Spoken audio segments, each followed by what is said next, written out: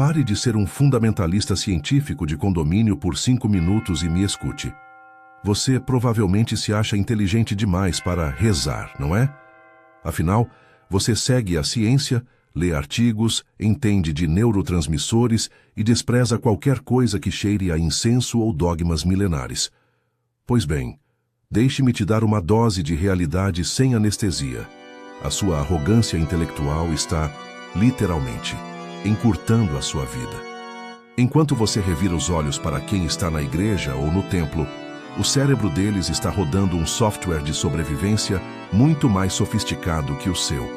A verdade nua e crua, sustentada por dados que o seu ateísmo militante adora ignorar, é que a religião não é apenas uma muleta para os fracos.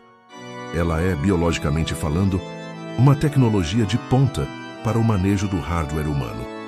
Se eu te dissesse que existe um hábito capaz de reduzir sua mortalidade por todas as causas em 30%, você pagaria caro por ele em uma farmácia de manipulação.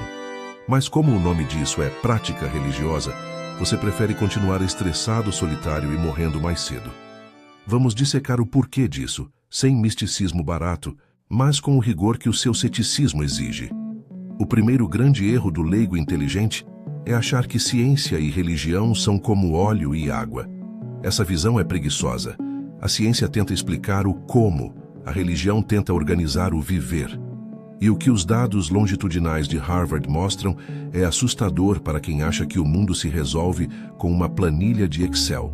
Pessoas que se engajam ativamente em práticas de fé, e eu disse engajamento real, não apenas dizer que acredita, tem 25% menos chance de morrer por câncer ou doenças cardiovasculares. Não é um milagre divino no sentido de intervenção mágica. É neurobiologia aplicada. Pense no seu nervo vago. Esse é o cabo de fibra óptica que liga o seu cérebro às suas vísceras. Quando você está sob estresse crônico, o estado padrão do homem moderno que acha que pode controlar tudo sozinho, o seu sistema está em alerta de ameaça constante. Agora, observe o que acontece durante uma oração formal ou a recitação de um mantra. Não importa se é o rosário católico, sutras hindus ou orações islâmicas. A estrutura dessas orações força algo muito específico, uma redução drástica na taxa de respiração e um prolongamento da exalação. Biologicamente, você está hackeando o seu próprio sistema. Exalações longas aumentam o tônus vagal, sinalizando para o seu cérebro que você está seguro. O cortisol baixa, a frequência cardíaca estabiliza. Enquanto você reza, o seu corpo para de esperar um ataque de um predador e entra em modo de regeneração. O fiel não está apenas conversando com Deus, ele está dando um comando de reset no seu sistema nervoso autônomo. E você? Você está aí, tentando meditar com um aplicativo de $5, isolado no seu quarto, se perguntando por que ainda se sente um lixo. Isso nos leva ao segundo ponto, a falácia do eu sou espiritualizado, mas não religioso. Essa frase é o maior clichê da autoajuda moderna e é tecnicamente uma idiotice. O cérebro humano evoluiu para a sincronia, não para o isolamento. O que os pesquisadores chamam de sincronia motora é o segredo sujo das religiões que funcionam. Quando você canta em uníssono, ajoelha em uníssono ou caminha em procissão, você está enviando um sinal primitivo para o seu cérebro. Nós somos um só. Isso aumenta a empatia e a compaixão de uma forma que nenhum post de conscientização no Instagram jamais fará. Em testes de laboratório, pessoas que foram induzidas a essa sincronia triplicaram sua disposição para ajudar um estranho em dor. A religião cria uma cola social que o seu clube de CrossFit ou seu grupo de networking jamais vai conseguir replicar, porque ela atua em camadas neurais muito mais profundas do que a mera conveniência social. E agora, a bronca que você precisa ouvir. Você é um mentiroso. Pelo menos você tem o potencial biológico para ser se as condições forem certas. O ser humano não evoluiu para ser um santo, mas para ser adaptativo. Se você acha que pode ser bom sem religião, apenas pela força da sua lógica, você está se enganando. Em experimentos de trapaça, 85% das pessoas mentem para obter vantagem se acharem que ninguém está olhando. Mas sabe o que destrói essa tendência de ser um canalha? A gratidão.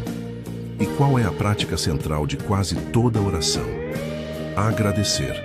Quando você cultiva a gratidão, seja para um Deus, para o universo ou para a biologia, o seu cérebro recalibra o valor das coisas. A taxa de trapaça despenca de 85% para quase zero quando o indivíduo pratica a gratidão minutos antes.